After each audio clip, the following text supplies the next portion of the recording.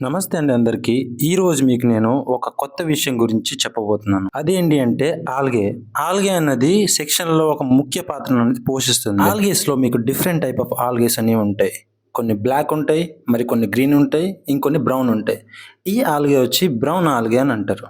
ఈ algae ట్యాంక్స్‌లో food source లాగా use అవుతుంది. దీన్ని సెక్షన్‌లో ఒక మెయిన్ థింగ్‌లా అయితే యూజ్ చేయడం అయితే జరుగుతుంది.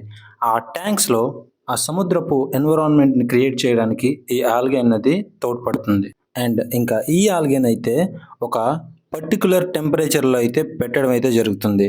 ఆ టెంపరేచర్ మెయింటైన్ చేయడం వల్ల స్టార్టింగ్ స్టేజ్‌లో ఆల్గే అనేది రెడీ అయితే అవుతుందనమాట. కొన్ని కెమికల్స్‌ని అండ్ కొన్ని లిక్విడ్స్‌ని వాడడం వల్ల ఆల్గే అన్నది తయారవుతుంది. ఇది ఒక రోజు నుంచి మరొక రోజు కలర్ చేంజ్ అయ్యి దాని యొక్క రంగును మార్చుకుంటుంది. దానివల్ల బ్రౌన్ ఆల్గే అనేది ప్యూర్‌గా బ్లాక్ అండ్ బ్రౌన్‌గా తయారవ్వడం వల్ల దాన్ని ట్యాంక్స్‌లో యూజ్ చేస్తారు. దీన్ని షిఫ్టింగ్ అని అంటారు.